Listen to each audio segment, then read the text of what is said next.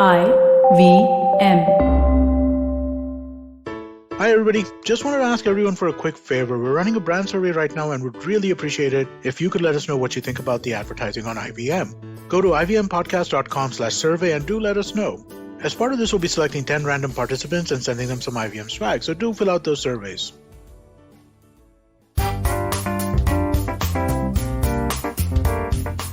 All right, we're here. That's a nice You start every riff to- episode. You start every episode with all right, and I'm like, yeah, not Is all it? is right. Is it? Is it really? I saw this amazing. Lately reels are getting so like there are like philosophical reels, like a lot of reels where and I forget his name. He does these super like very hipster young language but very deep reels, and today he was doing this conversation between two people like, I'm fine, how are you? And then the other person says I'm fine, and then it becomes like everybody can't be fine, yeah. You know? So because then if everybody is fine, that's bad. That's Basically. bad. Hi Manish, how are you? This is my 14th call for the day. I am not fine. Let's just, Oh my God. Welcome to the circle. Welcome to the circle. I knew you'd get it. But yeah. So, no. Hi Manish, how's it going? Today is actually a good day. Went now, we are damn bitter, dude. At least I don't. I'll tell you why I saved up on my. my energy, right? I don't like video calls. I have social anxiety. So the entire day I switched off my video. I was actually talking to this one client and just saving up for this. So my client literally told me like, "Aaj tumhara video kyun off hai?" And I had to lie saying my camera is not working. So I was like, There should be, now that we all work from home, there should be like a spreadsheet or like a list of reasons you can say why your camera is off, or because I've run out of my mobile network. My Wi-Fi is a little dodgy. That's why my video is off. It's so weird because see, what's also happening is, I work with a team of over like 50, 60 people.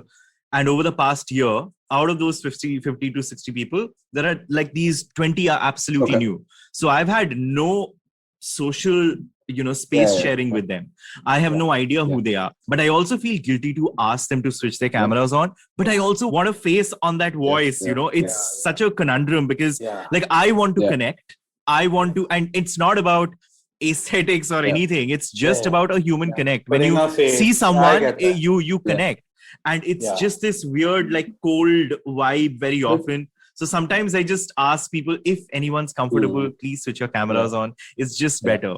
I used to do a lot of online teaching and workshops. So in that case, you want the participants to keep their video on because, it's teaching at the end of the day. You want interaction, you want to see reactions and whatnot. But obviously, for whatever reason, a lot of people cannot do that, will not do that, choose not to do that. So kitni baar, like how many times am I gonna, put my hand out there and be like, can you please, like, please, I'm also, begging you now. Like I can't do that. And the thing is, everyone's on silent. It's all black. And then your jokes, you're like, did the joke work? Like, it's so weird. Have you ever attended a Zoom comedy show? Like, oh my God, it's the fucking worst. It's I the fucking worst. hate it. Like I play football with a bunch of people who are all comics. And, during football, there is football banter. And then after football, when we are all out smoking, grabbing a beer somewhere, we'll be talking about their lives and my life, right? So they're all bitching about Zoom comedy shows. Every time. So, I mean, what we started doing, I'm in advertising. So pitches, all clients universally would switch their cameras on. I'm sure they were making teplas or vadas in their kitchen when you're pitching. So, so what we started doing was we as a team would keep all our cameras on and we would give each other the stimulus required. So if there is something funny, like someone else is presenting, I would like right there. Yeah, exactly. So, and then they would start feeling guilty. So then they would feel FOMO and then they will start getting getting on peer pressured them into keeping the camera on. Like exactly. And it worked. Sridhar, you're everything I hate on okay? I am not so chipper about it. I'm just saying. No, this thing you said, even I feel. The first time there should be, if I know I'm going to work with someone for a while, like, or it's a new person, the first time, again, I get it. If they're anxious, I'm fine with not seeing their face. But I can't be like, hey, give me your Instagram. You know, like, so I can see your face and then put. But you do want a face sometimes. Of course. And I met, so I've been on shoots for the past 3 days. Like today was a break. And it was such a pleasure because I met a couple of my team members after 2 years almost. It's just like 1.5 years. We were just like, oh my God, please, can we hug? It was so refreshing. A small, maybe it's just a me observation, but because we again hook up so much and Grindr, and you chat once and then you hook up the same day, the next day, in a week. But because of the pandemic, this is the first time I joined my job during the pandemic. My office is in Delhi. So I spent almost a year talking to these people only. I've never met them. Yes, that's what. And when I actually met them, they looked exactly like how I saw them on camera. And which made me think that, is it because I have seen them repeatedly that I have a full wait, I don't know if I'm doing justice to how I'm explaining this, but I know. I mean, there's this feeling of like Grindr every time. I'm like, okay, this is a little different from what I saw. But that's because it's so quick. It's so quick. People right? don't put bad photos up on Grindr, Yeah, like if you want to be on any dating app, you're gonna show off your finest pictures, right? Sure. Yeah, and after a year of Zoom is like a passport photo in the in motion. I wore a shirt for this podcast. Okay, in a parallel world, I am take it off. In a parallel world, my videos are off, and no one needs to know what I'm wearing or not wearing. Oh my God. Jeez. Yeah. Okay. All right. So let's veer into our first segment, which is the news segment where we talk about news across the world. आज की news bulletin में आज की ताजा खबर. आज की ताजा खबर. What's happening? Switzerland is happening. Yes. Yeah. Finally. Yeah. I mean, another small step in the direction. I don't know. In pop culture, Switzerland is always made fun of for being indecisive. So I guess this is a good move. I would have thought they would have had it by now, but that's strange that it's happening. They were obviously playing their neutrality card. So definitely. There should be a series, like a YouTube series of all the Bollywood movies that have juiced Switzerland over the years. And now show with gay couples. Yeah, the same songs with gay couples. Basically, every like DDLJ entirely. All of Yash Raj. You could make three kinds of mashups. One is what Bollywood has done to Switzerland. That's one. The other is any English or European show which has shown Switzerland as a safe haven for money. And the third is everyone's references about Switzerland where they're like, don't ask that person, they're Switzerland. Which is to say, kuch nahi bolega. All of these can become mashups, and I'm 50% putting money on this that these are already out there. These videos are out there. Yeah, and now it's like, it feels like a roll call. Whenever I come across this, it's great that stuff like this is still happening around the world. But now I just feel like, ab tak nahi hua tha? Like, even though we live, I don't know. I'm totally like, in India, it's still in the process, right? It's nowhere close to the process. Yeah, exactly. Sorry, I'm very like out. It's nowhere close to the process. You wouldn't believe the call I attended before this podcast. It was by the US Consulate General doing a webinar thing on biases in bisexuality. And so, the who's who in the sense of diplomats and activists and all of that. And the kind of questions that they were getting, and the audience members were predominantly people from the LGBTQI community to understand better what are their legal avenues, so on and so forth. But the questions that are hamari biradri ke log jo pooch rahe, basically, these are questions which honestly India should have had answers to a long time ago. And the ground reality is we don't have a single answer yet. That's that's where I come from. You can talk about what happened in 2018. You can talk about this and that. The ground reality is, if I came out this year. This year I came out. I'm almost 30. I have known that I'm not straight since I was 12.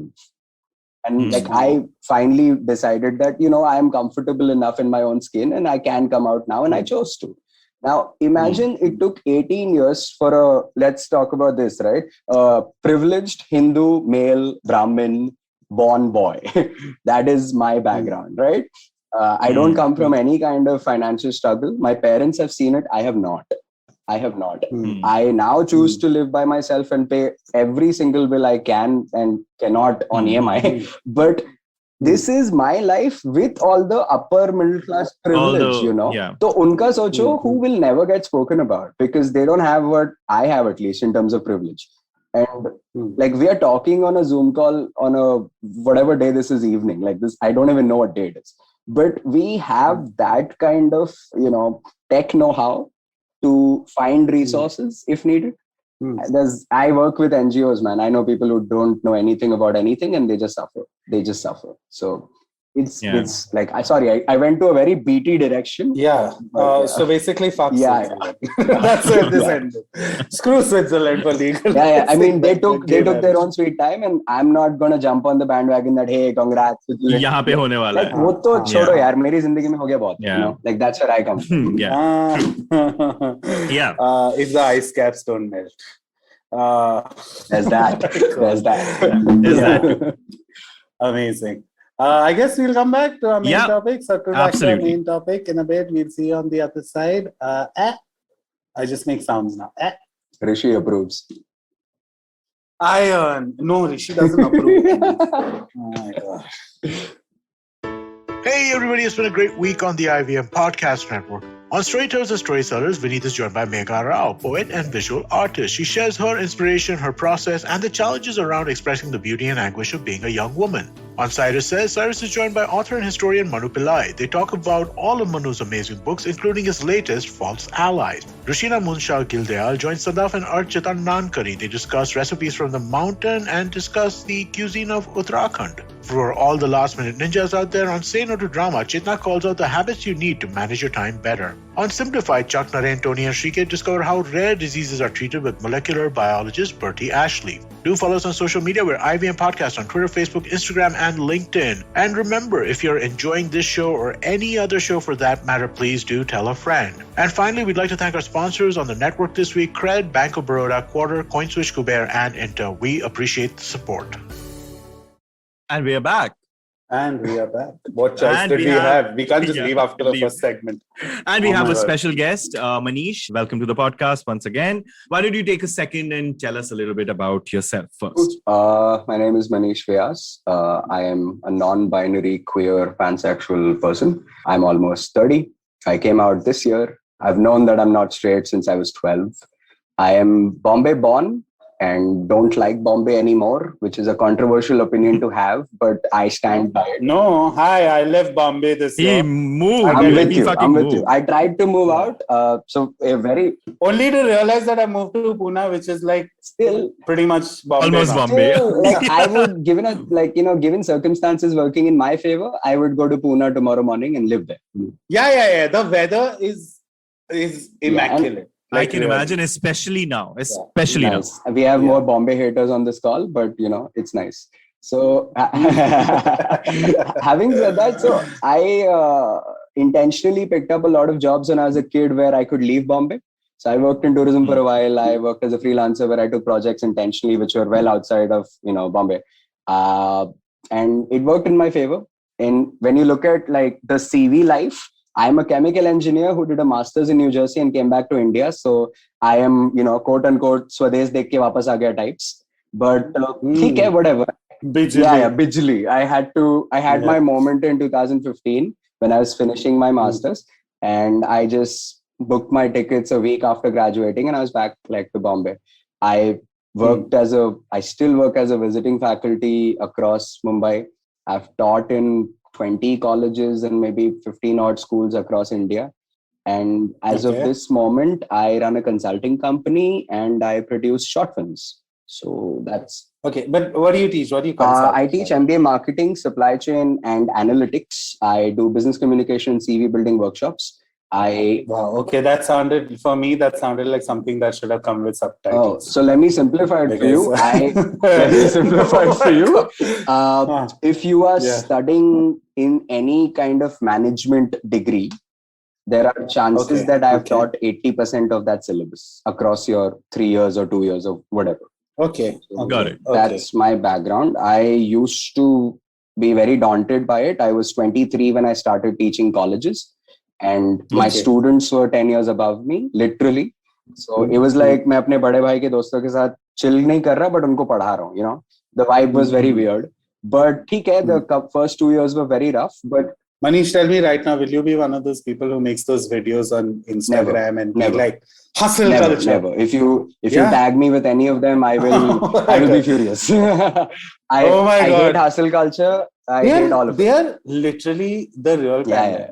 Those people. No, but I don't know whether it's my algorithm, but the more and more I think Instagram's syncing to my mood, I'm getting fewer posts on hustle culture, and whenever it is someone dissing it. I'm like, this works for me. This really works for me. Maybe in my case, I actively. It's like having a bad toothache, you know, like you keep checking if you have a toothache. Yeah, I know. For me, I keep seeing these videos just so that I can keep I hate this. I stopped doing that with like Sanghi stuff because it would like infuriate me, and I would want to check how much more depraved the community can get. And then my Facebook algorithms gotten so fucked, they keep sending me the new Hindu and like shit like that. And I'm like, I don't care. Stop sending me this stuff.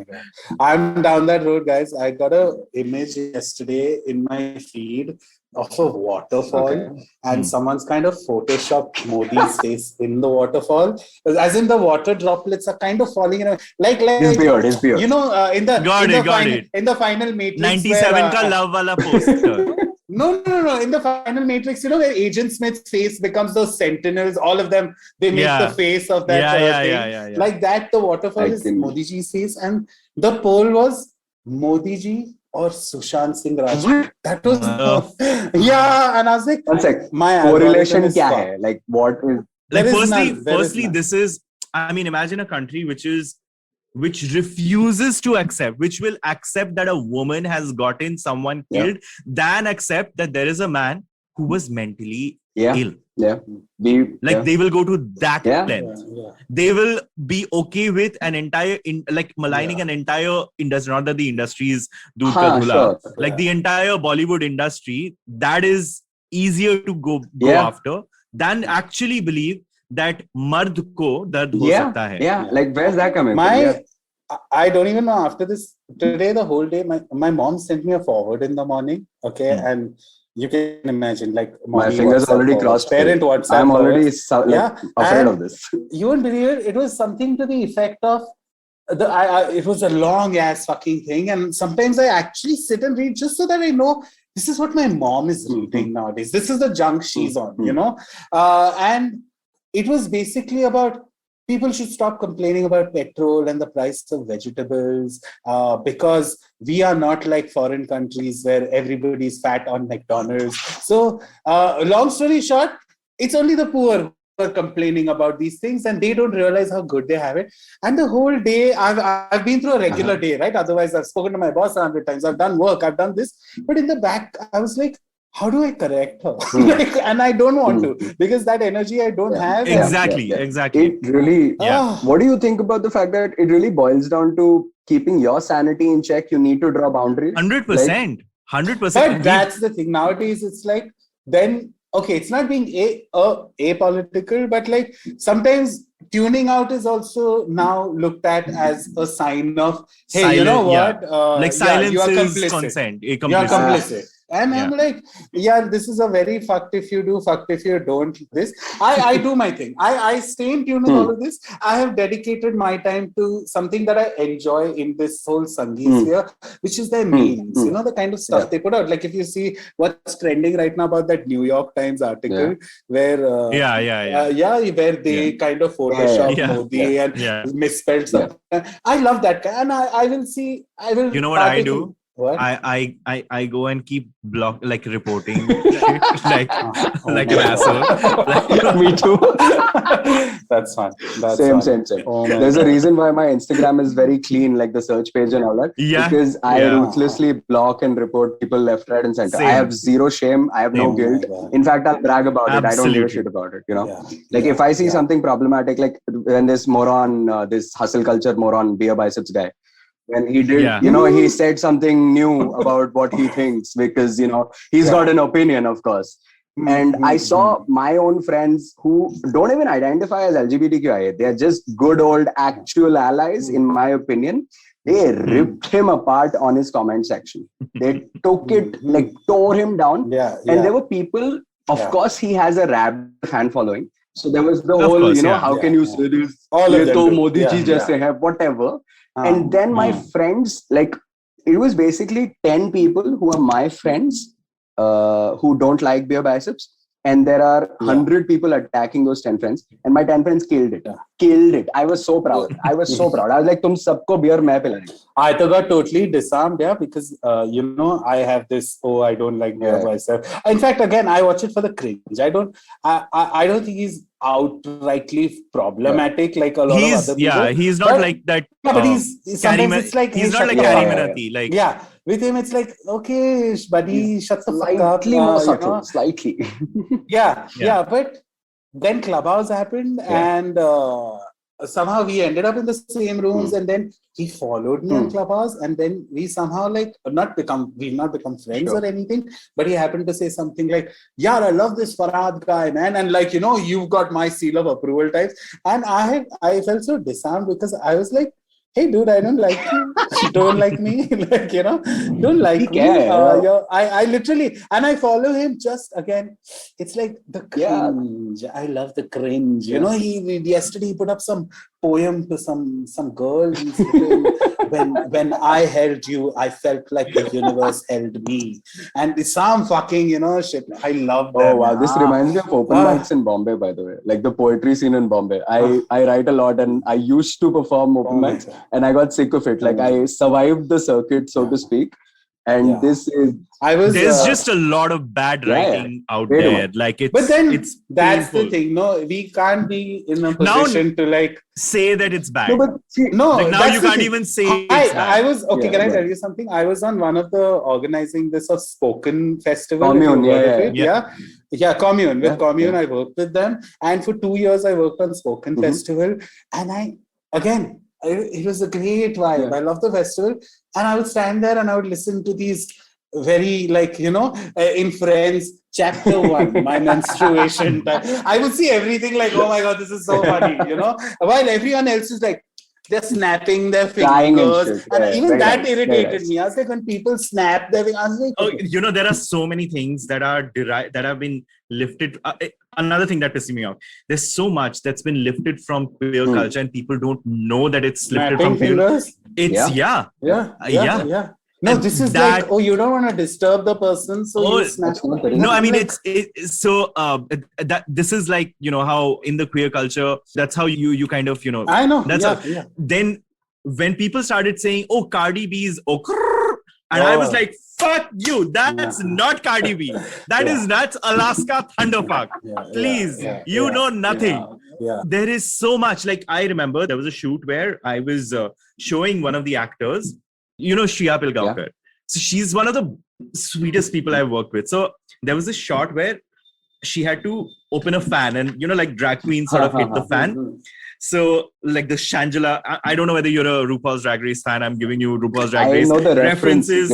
Okay. So I was doing that and someone says, Are Madhuri Dixit 1, 2, 3 jaisa. And I'm like, what? What are you saying? No. I mean, I love it, but not the original. No. Not this. I don't know, man. And she was like, oh my god. And so she's also like, she's a big time ally. She was like, kya bol raha hai? No. So it just riles me up when people have lifted. It's not their fault. I get it. They don't know. And maybe to them, that's the first time. Madhuri Dixit is the first time they saw something like that. And Madhuri Dixit is like 1, 2, 3 is queer culture. Hello. It is. I recently had a guest over and somehow my YouTube, I don't know, but it ended up on Shri Baby. Oh my god! The thing is, I know all the songs, but I never actually intently watched the videos. And I was like, "This is so RuPaul's." Like, cam. Her costumes. Some of them were super. Like Hawaii is a super problematic song. Because it starts with some stuff like Mombasa. Some random Honolulu. And the dancers. There's blackface with the dancers and stuff. Terrible. The history of that is very long. We totally did.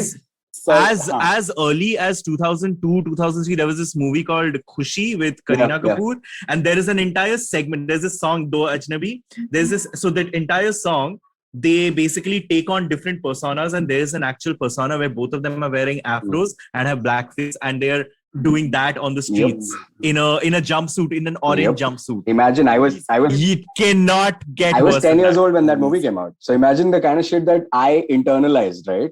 And so many of my peers did. Like, I mean, I have no idea how old either one of you are, and to be honest, I don't care. To their You have defense, no idea, both of us. their defense, not too many people saw it. Yeah, Khushi was not a good movie. But I do know a song. Aye Re Khushi. Isn't that from the Yes, unfortunately, yes. Please don't sing it. Please don't sing it. Sorry, Manish. So where are we? Manish Vyas, a retrospect. Sorry. So you help businesses. You consult. Yeah, so that's the full-time job. I produce short films on the side. So basically, my agenda is I make as much as I can from my consulting firm, and I keep a portion of it separate, and I work with writers directly and produce short films. So and is there a certain tenor team or a that you like experimenting with when it comes to short films? I'm very films? passionate about good storytelling, which is a vague thing to say, but I'm very passionate about education. No, but educational causes. Like I used to work with a school in Sikkim. We used to fundraise for them for like 3-4 years. We went. Yeah. So is it like, non-fiction short films mostly? It's both actually, because see, sometimes when obviously, I think, I don't know, Farhad, do you also come from advertising? So both of you obviously understand brand placement perfectly then. So when you look at a fiction or a non-fiction short story, but you look at it from a brand placement perspective, it doesn't matter what your fiction or non-fiction backstory is. It's about the brand placement. So we've done that kind of thing as well, because to be honest, it paid well, and that's why I did it. But given a choice, my interest areas when it comes to short films are education, access, queer community in business. So we worked with a couple of projects where I did this pro bono, but the project was very interesting for me. We were working with rural women who identify as lesbians in Maharashtra. So the fact that they're out and about itself is humongous, considering that's insane. I would like to know more. So their socioeconomic background is very different compared to city folk. Of course, but they're out and about, and we were working with them on a pro bono level to help their business. So what they do is the classic farm to table, crops becoming grains and sending it to like a couple of cities in Maharashtra. Bombay, Pune, Nasik was their target market. And we worked with them for like 6-8 months. It was nice. And we heard some very fascinating stories. So one of the stories is, how every village has a mafia, right? Yeah. So they were afraid of the mafia for obvious reasons. But they convinced the mafia that tum log mafia ho, instead of killing us or hurting us, why don't you give us your trucks, which you use to smuggle XYZ? We will pay you for using your trucks as a logistics partner. And you will get white money. So, you learn what you earn. It's white money. And you do whatever your situation is separately. Like, we don't care. So they incorporated local mafia into their business model, which is masterstroke, in my opinion. Because not only did you get a logistics partner, you got muscle. Yeah, protection. You got muscle. Because if you're running a small business, and as a queer community, if you're running a small business between 4 or 5 people, you obviously are going to face atrocities that, cis people, straight people. So have you noticed any sort of like rise in like queer businesses now? Because you consult with a lot of them. Am I right? Yes. There is a rise, but I'll tell you the catch-22 as well. The rise is one in small businesses, which is good. Because that's how we should all start, or best case scenario, we usually end up as a successful startup or whatever. But the catch on that is it's all happening only in major cities. It's not happening in tier 2, tier 3, nowhere.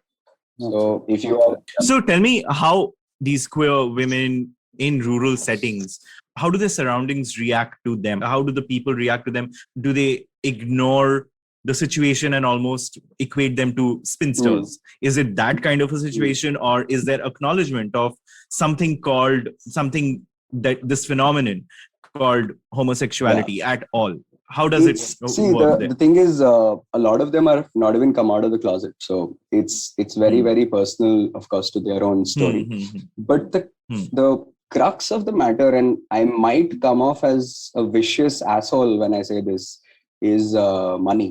If you are queer or not, if you can make a business make money, and you can, feed people's families by respect, we live by that gospel. This is something we say on this podcast. So I mean, I'll tell you where it began with them, as much as I know, because they obviously, it's also kind of sad. It's horrible. It's horrible. But I mean, if someone came to me for sugarcoating, they're talking to the wrong person. Sorry, that's where I come from when it's work, right? So the thing is, I don't know them from Adam, but their story is fairly simple.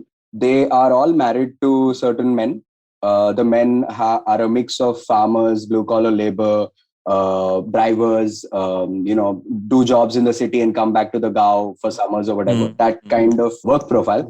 And in that changes when they come back to the hometown, they have alcohol issues. So the women used to suffer. One thing led to the other, and the women sort of formed a support group of their own, that our husbands do this and that, and we are facing the brunt of their city life, or their mazdoor wale zindagi, as they call it.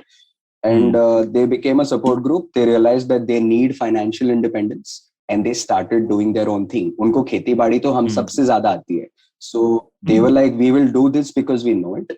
And then they finally came out to each other. Turns out they were not straight all along, like for a very long time. And how we got connected to them is, there are organizations that work with rural women across India. And I was affiliated to this particular one 2018-19. And it was this massive thing where they had to go through what we would call a startup incubator. Obviously, they don't care about that language for good reason. It's not needed. And it's all fancy bullshit talk, right? What is an incubator if not teaching you how to live? In core essence. And it's teaching a business how to survive. So we understood their model to the best of our ability. And we were all, the mentors were all wrong. We were horrific in our judgment. Because we are city folk, humko nahi samajh mein aata kuch unka lag. So we made our business models and fucking Excel sheets and analytics jhada unpe, and they all said one thing, "Saab aap kya bol rahe ho? Kuch nahi samajh mein aa raha." And I tried my best to explain it in a way where I can explain it to anybody regardless of where they're from. But they were just not getting it. And then I went back to the drawing board thinking, I am not explaining this well enough. They are running a business already. It's not like ये लोग कोई बाप दादा का पैसा उड़ा रहे, ये अपना खुद का उड़ा रहे और मेहनत से कर रहे हैं, and I need to learn what they are doing. I realized how many places I was wrong in. Like, I had misjudged their cost. I had misjudged their operational expenses. I had misjudged their selling price also. And these were all mistakes that typical big basket buyers make. Like, I buy from whatever because it's convenient, but they don't have those avenues. So I went back to the oldest method in the world. I went back to pen and paper, and I wrote down what I think. I corrected what I was wrong about. Then I checked with them that, is my thinking right? They schooled me, and I was supposed to be their mentor. They schooled me very politely, very sweetly. But what they were basically saying is, "Hey, city boy, shut up." It was beautiful. I loved it because पहली बार ऐसा लग रहा था कि इतना, I have a master's degree which is useless. Okay, let me just scream that out loud for anyone listening, right? I don't like my master's degree. I am a chemical engineer who hates engineering. I am your quintessential stereotype engineering boy, And these people, these four ladies, they were telling this to me in the calmest of ways and explaining it to me as if I'm their nephew or something. They didn't judge me for, not knowing. And I politely asked them that, आपको इतना patience कहाँ से आ गया कि आप मुझे कोई बाहर वाले को समझा रहे हो? And one of them says to me, हम बेवड़े पति संभालते हैं, तुम उनके सामने बहुत better. And I'm like, I mean, that's not the benchmark I want to be compared with, but at the same time, I get where you're coming. You get it. I get where you're coming from, I really need to know, like, because you work so closely with them, living in cities and knowing what's happening in the news and everything, and even in my case, I don't even though I live in a city or I'm really like to think that I'm in touch with whatever's, I don't know a lot of things in the community, what's happening, like, so are they in any way inclined to know what's that, this is, do they, how am I asking this question? Like, do they know that there is this whole, outside there are pride marches and this is what's going on in cities and that there's this level of acceptance in cities, and how do they think about this? From my experience, there is a generation which I would classify as, let's say, under 25, under 26 years old, who have access to technology. Basically an Android smartphone is what I'm talking about. They are more aware of the fact that there are pride marches, there are communities around this, there are support groups. Accessibility is obviously a major issue, but and there are a couple of, and this is where, Farhad, remember we were talking about Shubh Mangal, Zyada Savdhan, stuff like that reaches this audience, and that's when the fact that something like this even exists even starts being spoken about. In fact, for me, it's I think Neil Ranat on Instagram. Do you know who I'm talking about? I don't know what he what his pronouns are, but like, I'm just going to say he for now, but like, he does all these red carpet looks. He lives in like some village out of leaves and stuff, right? Yeah. And I just see not only his settings, but his grandmother and his mother, and it's so heartwarming. And to know that somehow he knows it has reached there and that he's giving it back to us in so many ways. Hey, I've accepted who I am. It's amazing, and it almost makes me feel like, what the fuck have I done living in all these cities all my life? And literally, like, I literally feel emotionally stunted when it comes to my personal LGBTQI knowledge growth. Because again, I don't say this proudly, but I don't actively stay in touch with the news like that. I always struggle in the first segment of this podcast because of that. I'm open to like just finding or stumbling upon this information, right? But sometimes I feel like that's terrible of me to be out of the loop. I mean, I don't know if it's terrible or not, Farhad, because we all live in our own echo chamber. I'm not trying to say that you are doing the right or wrong thing. I don't know. That's entirely subjective. But it's okay. Yeah. It's okay to be cut off. I know that. I say that to myself. But the thing is, when I say that to myself is when I've had a good bout of beating myself up for not, you don't actively go to pride marches. You don't know what's happening. Right now, I felt like I'm going to get some angry messages just for earlier saying, wait, in India is marriage legal? See, because I get confused by these things. Like, wait, something got passed recently. I know we celebrated 3 years of 2018.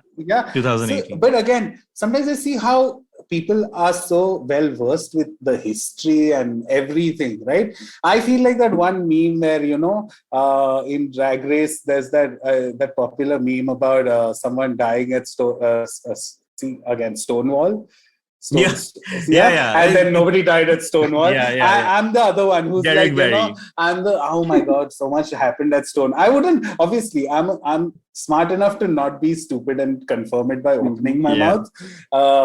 But yeah, I feel like I'm that out of tune sometimes. But this is not about me. Manish. In my case, so because I came out this year, a large part of my life, I have, of course, been extremely ignorant and unaware, or a combination of both. So ignorant is my so it was just like, I don't know how to verbalize this for myself. So main aapko kya bataun, And so I have a question. I have a question for, in the process of obviously between 12 years old and almost 30. It's been a year, like almost 17 years. You've had this in the course of the 17 years, was there a lot of reading up, and did that lead to it? Or was it like a, almost like a culmination, or was it just like a sudden thing that, okay, now I'm just ready. I'm just ready to in my case, there was not enough reading about it, in my opinion. I like to think that I know about things, at least Like there are few things that I'm very sure about because I read about it and practice it, so on and so forth. But this is not something, queer culture is not something that I've read about enough, in my opinion as well, right? And I was 12 when I knew that I am not attracted to just a girl. Just women. Just women or just girls. And I knew that. I just didn't know how to verbalize it with anybody. Like, let it take shape. Yeah. Like put a label on it or whatever. I grew up in a boys' school, so I was boys' school. Stuff like this happens. Yeah, and I grew up in a boys' school, and it was just that typical "ladke log khel rahe to baki kuch aur baat nahi karenge" type situation. We would play football, we would go to our homes, and we would get beaten up like pulp because I studied in a Jesuit institution.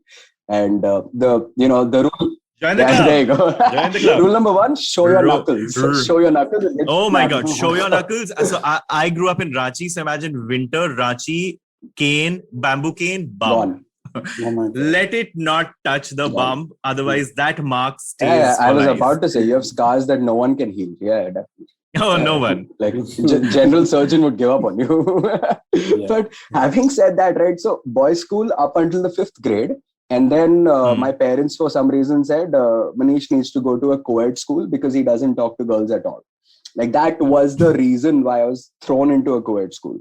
6th to 10th and then 11th and 12th, I'm in co-ed. Up until end of 8th grade, I have not voluntarily spoken to a girl in my life. Like I'm 14, touching 14. Apparently, my friends have girlfriends or boyfriends, and they are in their heights of teenage horny pubertyness. And I'm just like, meko football khel ke ghar jana hai. Like I was that guy. And all of this shit happens.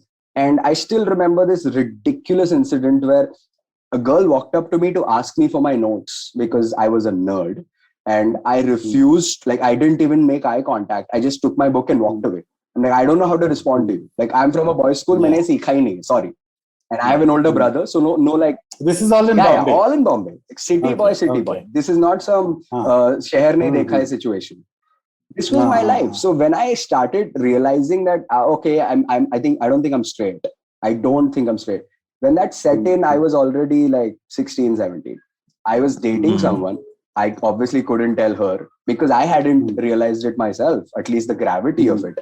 And it wasn't like I couldn't have told her. She would have got it now that I think about it. It's just that I didn't know how to say, Cut to, I am 22. I am in New Jersey doing my master's. I am identifying as unknown in my mind. And I went to this party and there was this one other queer person and I start talking and I open up to them. That was the first person I ever came out to in my life. I still, here's the funny part. We ended up kissing. We ended up talking to each other on WhatsApp for like a year. We don't talk anymore. We have no idea where the other person is. But that is still the first person I came out to at 22. The more I this coming out, the more I listen to it's funny how most people don't plan coming out, because more often than not I've not come out officially. Like I've never had an official I just coming constantly hear like, oh, I had no plans to. I think even Unnati said that last week, where I had no plans to, and that night I'm going to come out to my family. But there's something in the air where you just suddenly feel like it pushes you to, just have the chat. If I don't do it right now, I don't know when I'll do it. Yeah. And it's funny. It's not just her story, but like me, even with my dad, I remember my dad had seen me kiss a boy when I was a teenager and he just smiled and walked away, which was a very confusing feeling too, because I was like, hey, hit me. Because I guess that's what we've grown up with. That's what my teachers do. That's what mom would have done. So why aren't you hitting me? My dad just smiled, apologized. Like he walked in and he said, oh, sorry. Go on. And he walked away. And he did not say go on, but his expression was very like, oh my God, I'm so sorry. But I'll get out of it. But I remember years later where I had to like, I was again sitting and I had because again I identify as bi. I had a few girlfriends, I had a few boyfriends. I felt like, oh my God, this is something I'm going to repeatedly have to establish with them, that because otherwise it's not. So it was literally some crap on TV, and then me and my dad started talking, and then my dad started talking about his girlfriends before marriage, and then I was like, okay, if he's opening up, what do I open up with? And boom, and again, me being me, I said I'm bisexual, and then I had to explain to him how it works, and it was a thing. And then good enough, within a week, he forgot about it. Forgot about it as in literally forgot. Typical Desi dad. Yeah, that, oh my God, I'm going to have to come out to him. And now it's no point because he has Alzheimer's, so I can't keep coming out to him all the time. I'll have to come out every 5 months. Wow. It's got very dark. Alzheimer's. Very dark. No, I've been lately coming to terms with his dementia and Alzheimer's by joking about it a little to myself. But yeah. So yeah, how often do you like come across like queer space or queer business? Do you actively, I mean, ever since you've come out, look for queer, not like company per se, but queer people, just because, you know, there's a different honestly, perspective. That should be a thing. And we've had Ashish on the show, Be Unique, in the past. Yeah. And I have so many friends who are doing all these. One is trying scented candles. One is trying queer merchandise, you know, like LGBTQ merchandise. And everyone's trying something or the other. But more often than not, their stuff is limited to Instagram. And I keep feeling like, I feel they are all struggling to scale their businesses. Oh, you're looking at it from that point of view. I was thinking more from, and I'm not a very social person. I don't like, you know. You hate people. I hate human beings. Space. Yeah.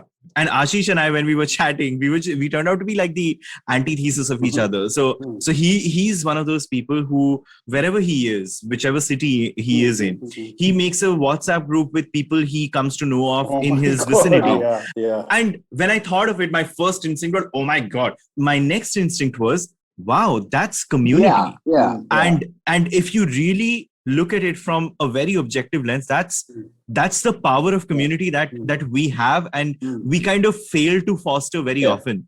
And if it's fostered well, imagine what we can do. Imagine how much support, how little loneliness we as a community can start, you know, we can vanquish that loneliness if we come together like that. But what I was saying was, I'm still waiting for that one business that really blows up, you know, or whether it's an app or a startup or anything, you know. It's called Lalit.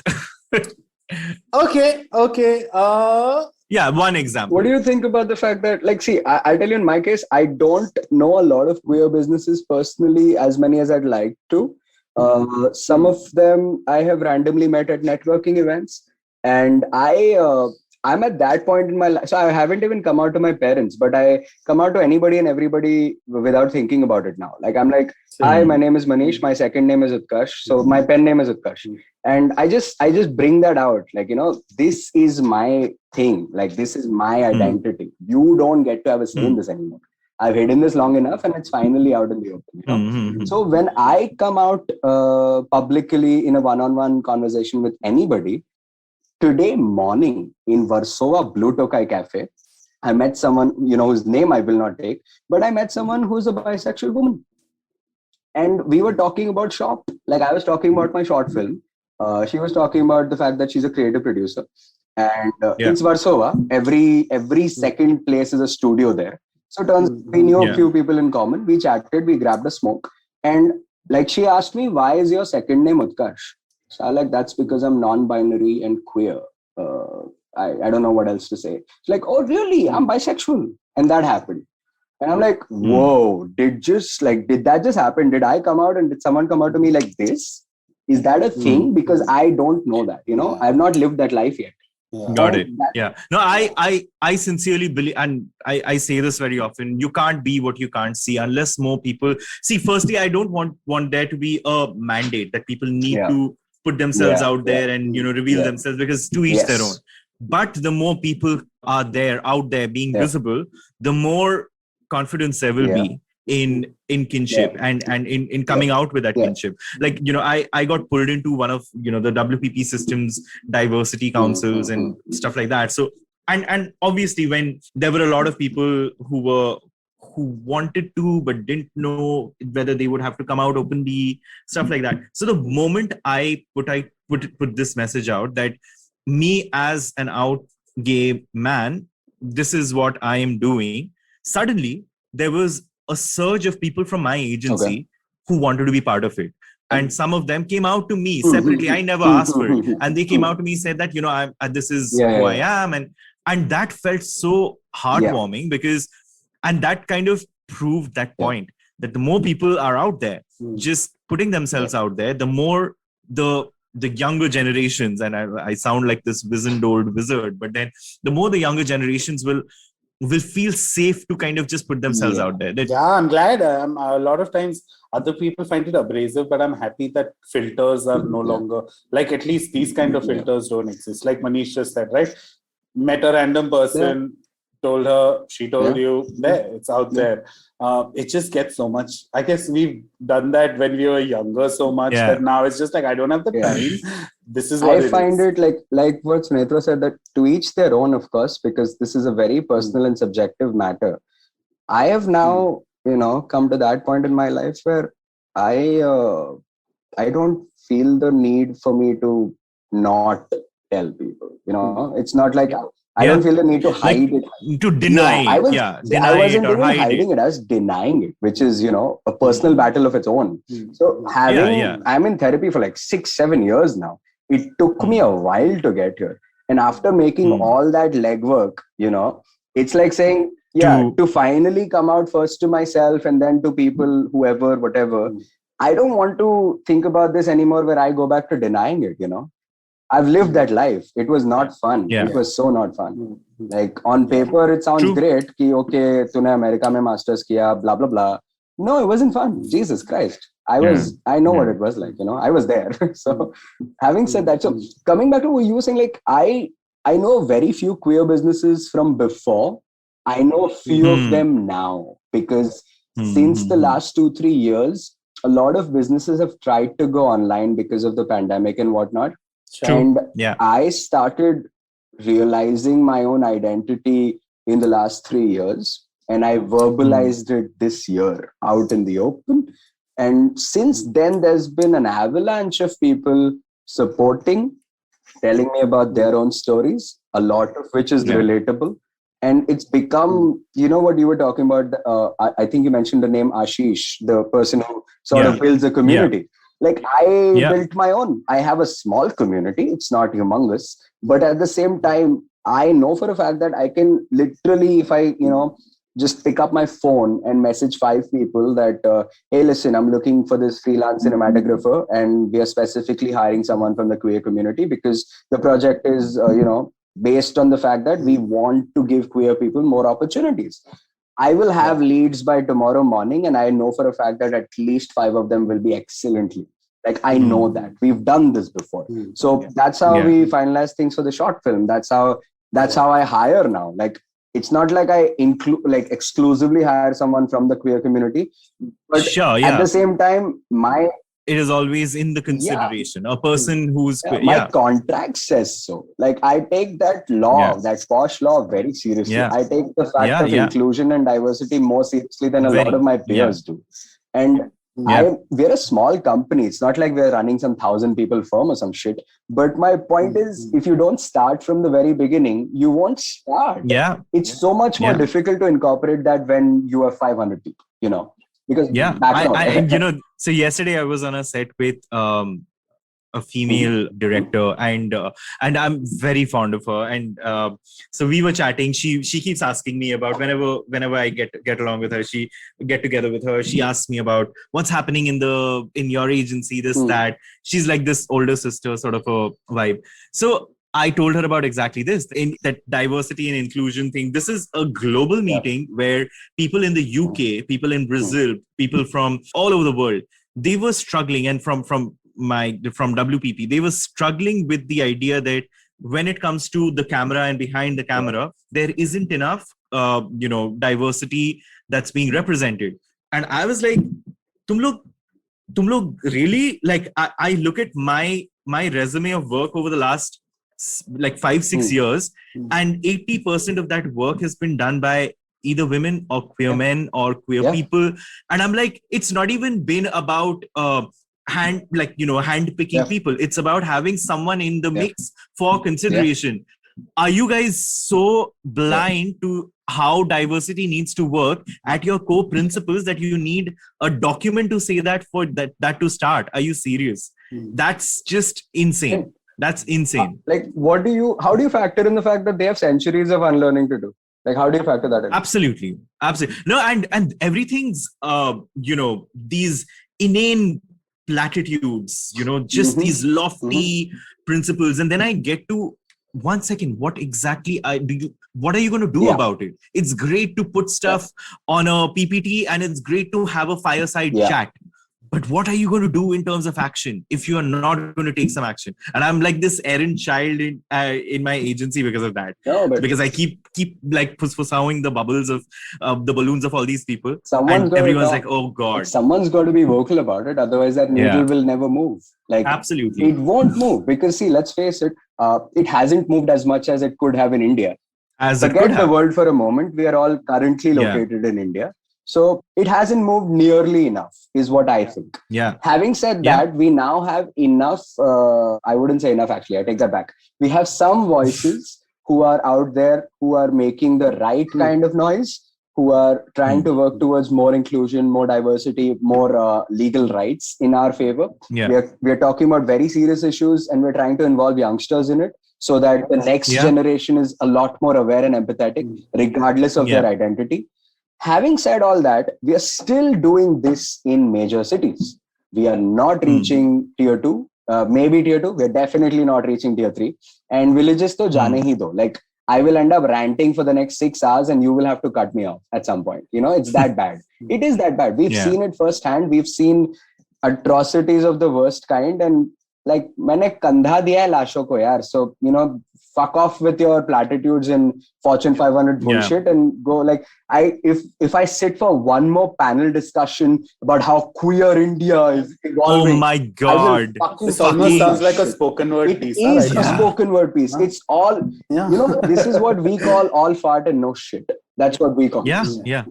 I call it all talk, no talk. And I said it on a meeting and then I realized, oh fuck, this is a work meeting. And I was like, oh, I really apologize. You at least said that. But I don't apologize. No, listen to this. I said, I apologize for my words, but I do not apologize for what I meant to say. And I put myself on mute. No, this week I had to send out a document and basically a sheet and fill up some stuff in that sheet. And I forgot to fill up a very important column that was far in the right of the sheet. I had not scrolled. And when someone brought it up, hey, you forgot to fill this column. I said, Fakira. I was suddenly like, wait, how do I explain? This person is also looking at me and I'm like, oh God, right? Of all the things, I should have said, all talk, no talk makes sense, right? But I said, Fakira. And I'm like, It must have been a very fun moment for you though, I'm sure. It wasn't, because that person did not smile at all and they looked confused that what does Fakira mean? It was very stupid. Better audience. But sorry, Manish, tell me something like, okay, so we have a lot of listeners and a lot of them, I guess we are in an age where everyone is individualistic in a lot of ways, wants to do their own thing, march to the beat of a different drum. Is that the saying? I don't know. But do you have any like base level, like, okay, if you have a business and you're a new business and you're a queer business, something that sets apart from the regular motivational speaker type shit that happens, like, do you have any tips or anything that you'd like to say to them? Off the top of my head, this is the first thing I tell anyone, regardless of their identity. Don't you dare quit your full-time job to start up something unless it's already successful. That's the worst idea. Yeah, one more Imtiaz Ali fan talking about passion in front of me, I will break their nose. I'll go to jail. I don't care. I'll go to jail for it. Fine, sue me.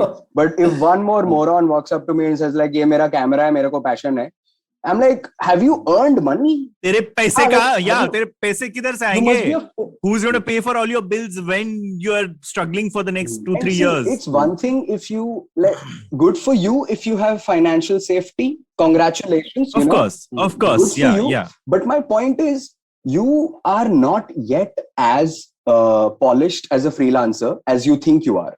That is one. Yeah. 2, you are not in the circuit of freelancing long enough to start your own business. Also, if you haven't freelanced for long, you don't have the discipline for it. I could never be a freelancer because I know that the moment I start doing that, I just won't have the discipline for it. I need this idea of an hour to enter, hour to leave. And that's just everyone has their own work patterns. Like I worked I worked in a startup as an operations manager for a while teaching 3 colleges, while working with NGOs. So I had my safety net of, a startup salary, which was not like some hustling. Yeah, it was a bad phase. I won't lie. Personal context. Haven't we all? Yeah. I wouldn't do that again. That's my point.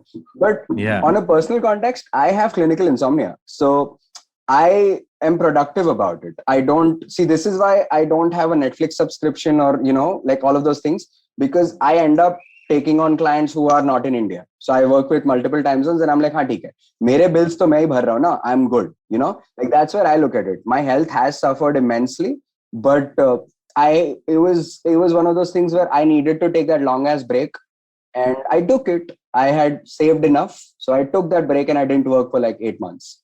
नहीं किया, घर पे ही बैठा था. I at that time lived with my parents, and I continued like one tiny freelance project just so that I don't go insane. But barring that, I just conked off the clock. So when I come back to the point, right, like first, if you have a quote unquote passion, don't quit your full-time job just because you're passionate about something. It pays the bills. It does what it needs to do. If you hate your job, if it's toxic, that's different. Yes. Yeah. But just because you are bored of your safe job doesn't mean you start a business. And it's okay. Your job doesn't need to result in a masterpiece every single day. How can it? Especially in advertising, I tell people that, listen, if you're thinking that every single day you will create a masterpiece, buddy, I've got news for you. You will burn out and you will not be successful 100%. And imagine this. If everyone worked at 100% productivity and produced masterpieces every day, by definition, everyone's names has to go on the top 30 list every single day. Yeah. Like how would anybody be different from anybody? Like that is one unique identifier that, you can't be productive all the time. You have to cut some slack to yourself first and then to the people around you. Yeah. So when I talk about queer businesses, especially the ones who've just started off in the last 3 years, be very, very sure of the fact that you don't need a safety net of a paying job. Then jump. Whether you have financial safety, savings, whatever. I don't know your background, but if you have that kind of safety already and hence can try a business, go for it. That's my funda. Because 8 out of 10 times it fails. So that's what you need to be sure of. But the other element in my eyes is please do a pilot of your business for 6 months, like which we call beta phase. Stealth mode, beta phase, jo bolna hai bolo. Do whatever you say, just do a soft launch and call it something else if you want, because that sounds very weird to me. But having said that, right, do a part of your job where you are testing the market well. If couple of people who I know are doing handicrafts, they work with local artisans from tier 3 and villages. And they essentially handle the entire supply chain. Their manufacturing happens in certain parts of Maharashtra and they bring it to market in cities and take it digital. It sounds like a simple business model. It's not, because logistics is a nightmare. So that is one. And two is, agar aapka cost price, let's say you're buying something for 100 rupees from a shop, it was not made for 100, no? It was made for much lesser by pure logic. You need to know what is the most minimum at which you can make something and still sell it at a decent enough margin where your customer wants to buy. I teach MBA, I teach supply chain. I blow people's minds by talking about cigarettes in class. I'm that guy. I walk up to my students on the first day of supply chain class and be like, "Tum mein se sutta kaun bhugta hai?"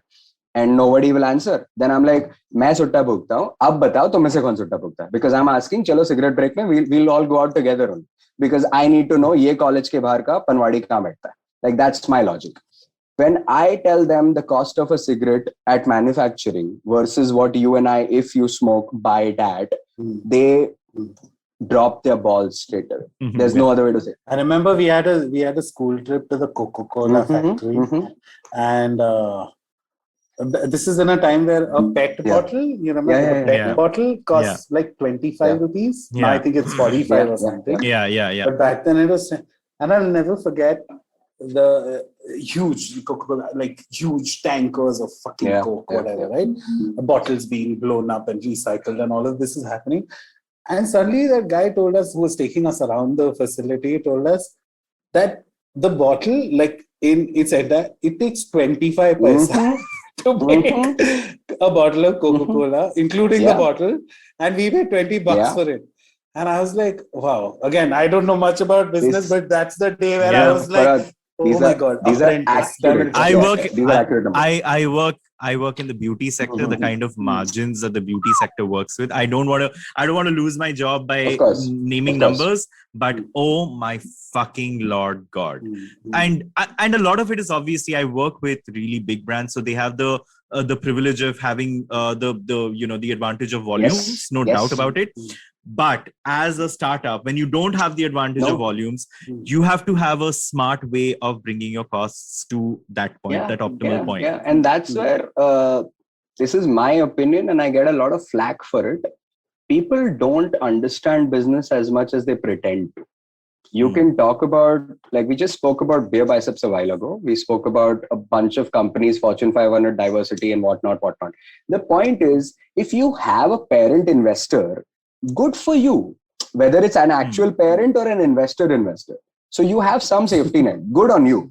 But if you are starting a business out of your own savings, out of your own, first primary job income, very different. Soch ke. Matlab, you're literally jumping into that bandwagon of sleeplessness. Be prepared to kind of take a cut on your lifestyle. Be prepared for that. I mean, I live in Ghatkopar West. I work out of home and Warsaw. I take the BST bus and the metro every single day. I know how to save money, and hence I know how much I need to make. That is my basic business philosophy. And I can explain that to anybody on this planet. It doesn't matter what your background is or what your age is, And what I am a little fried of telling people is, if you come up to me and say, I want to be a viral sensation in a month, I will probably go to jail because I shot you, I might have shot you. Like, I don't want to, but wow, you are so annoying. Like, people just don't realize to become that viral sensation, they worked 10 years before that. They put their life on the line in certain businesses, in certain areas. Whether you like their virality or not is your subjective opinion, I mean, there's a lot of work that's gone behind a Kim Kardashian. Like, people might think, oh, she does nothing. But, we were talking about... I kind of get where the instant... Because, again, I work in social media, and it's like, that's the name of the game, right? Like, one video can... this kid I've been seeing, he's blown up on Instagram. This tiny kid who does these... You know what I'm talking about? He sings these songs. What? He just sings songs and he does these conversations and he's literally like 4 or 5. So he's maybe 6 and he's just started talking. So it makes it very cute and all of that. Like, I saw his first reel. Someone sent it to me and I was like, okay, cute, damn cute. I remember going to his profile. I remember seeing like, okay, he has some 10,000 followers. And fast forward to a week later, he's like at 600,000, 700. And which is, I get that, right? Because you blew up. But what happens is the people who see that kind of content and want to be... there is no formula. They want that number. That's the thing. The issue is that there is no replicable formula for that. This spring into fame, like then to Brandi Glanville would have been on Real Housewives forever. So... Got it. Okay. Thanks, Manish. Any parting, like, without shooting anyone or hitting someone, or any parting notes? I'd like to leave this on a little bit of an optimistic note, to be honest, because I am sick of being tagged as a cynic as well. So no. Very good. No, but where I'm coming from is, if you are certain of a few things in terms of business, you should test your market as long as you can, as long as you have the avenue to, so that you will eventually know where you are right and wrong. and you allow yourself to rework your own business. वो एक हर एक founder में I realize. Again, I guess this we at some point we may figure out another call to do this, but a lot of what I do want to do for our listeners especially is, again, because I know there are so many of them in the handicrafts and are trying to figure out, like literally this week, one of my friends, he does the stock and he works in like stock exchange. What is that? Whatever that is, like big bull. Stock market. I don't know, fuck that. I know he does something in shares, but he just this week started, like out of his home, he just started like a very cute, like scented candles and beautiful scented candles, and I've been seeing them and all of that. But again, I know he's going to hit the same wall that other. And the reason why I want to talk about this again at some point is because when it comes to queer businesses, I feel a lot of times me and Shunetra have told people that, hey, until you're financially dependent, don't come out. Hey, until you're financially dependent, don't do this. Hey, until you're financially... But the thing is, so many of them are having trouble being financially dependent in the first place. Where I come from is, forget businesses for a little while. If you identify as queer, first of all, and if you are working a full-time job or a freelancer of any kind, make sure you come to that point in your life where it doesn't matter to look at the menu card ka price. You know, if you enter a restaurant and you stare at the price part of the menu card, you're still not as financially independent as you think you are. Independent. You know? Yeah. Unless someone else is paying. Sure. Sorry, I'm saying this only because this Friday is my birthday. And my friend was like, hey, what do you want? And the first thing, sushi. Because when he asked me, what do you want? I knew he's going to take me out and I'm not going to pay for sushi. Ever. I think I figured that out. That's the level of miser I'm going to be. Like, no matter how rich I get in life, I will never pay for my own sushi. I still drink in bottles in Warsaw. That's me. I believe in happy hours everywhere. That's my life right now. But, so that's where I'm coming from. Like, if you have a safety net of some kind, good for you. Congrats. But at the same time, don't jump into business just because it's cool. It's not cool. Let's be very clear. It's not cool. It's tiring as hell. And what I would really like to tell my queer folk who are in business is take it as slow as you can, because this is not the same as getting a regular paycheck. You're not going to see that SMS on the 5th of every month that you received X salary, whatever. You have to sometimes beg, sometimes fight your way, and sometimes just ignore and move on with your life. Like, those things have to be very clear, and it doesn't come to people naturally. A lot of startup founders that I talk to are stubborn. Very stubborn. Got it. Reality check. It's a reality check / advice. Word to the wise. And on that note, we shall quickly take a break and come back for our final segment. Namaste, this is Cyrus Brocha. I am part of the government cancel culture program to remove rubbish off all the different streams available. So what we have is all the collected rubbish we put together on our show. It's called Cyrus Says. It's on IVM Podcast. You have to watch it and listen to it. It's on our app. It's on our website. It's on the YouTube channel. It's on Facebook. There are many different ways. Don't bother me and ask me how. You have to find out. We talk to different personalities. Many of them are known. Some are just people we meet downstairs and invite them up for chai. But the point is, it's fun and it's very therapeutic. So please join in and listen to Cyrus Says. Last segment, April, go. All right. So my recommendation for this week is this show called Banshee, which I had watched a number of years back. But it's basically your pulpy sort of, revenge piece where the revenge is, so sensorial, like you hear bones crunching. And there is this, there's this character called Job, who's this non-binary sort of badass hacker, who's also incredibly good with like knives and stuff, who's amazing, like an amazing queer character who's not nearly got enough airtime around the world. So yeah, watch Banshee for the characters and especially Job. And if you like this gut wrenching, gut punching revenge dramas, watch it. Not LGBTQ at all. It is LGBTQ. Job is not. The character is non-binary. Excellent. Yeah. Okay. No. And this recommendation is anything. We can do anything. Yeah. I'm gonna obviously everybody's watching it right now. I don't think it's as great as everyone's making it, But I definitely did have a good time binging on it. That is Squid Game on Netflix. I loved it. Yeah, it's fun.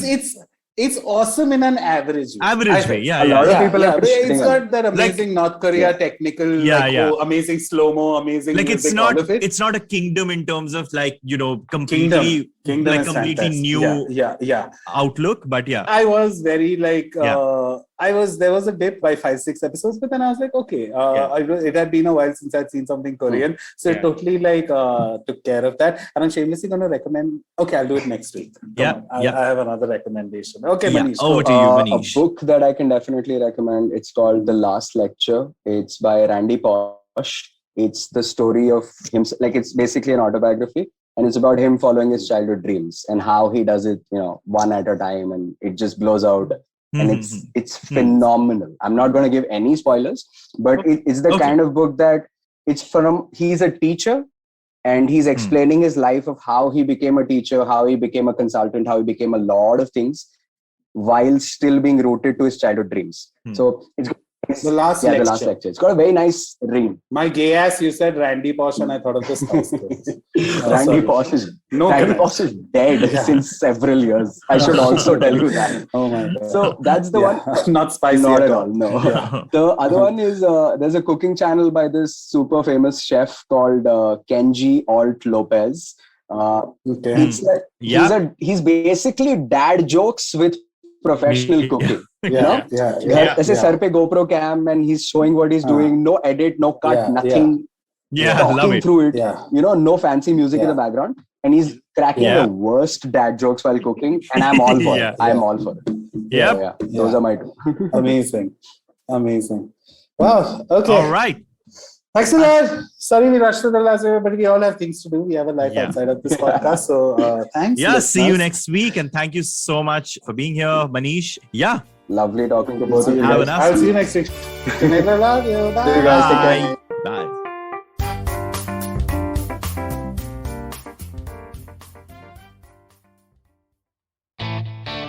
A wise man once said, traveling, it makes you speechless, then turns you into a storyteller. Well, listen to such travel stories and experiences exploring India on the Musafir Stories with us, Saif and Faiza. Catch us on the IVM website, app, or wherever you get your podcasts from. Don't you think that if everyone around you is getting smart, you better be smarter? Hey there, I'm the traveling professor Siddharth Deshmukh, and I'm back with season 2 of my podcast to make you smarter. Smarter with Sid. What's this season's focus about? Well, it's about 10-minute nuggets that will make you stand out at work. It's time to go from smart to smarter. Tune in every Tuesday and Thursday and become smarter with Sid.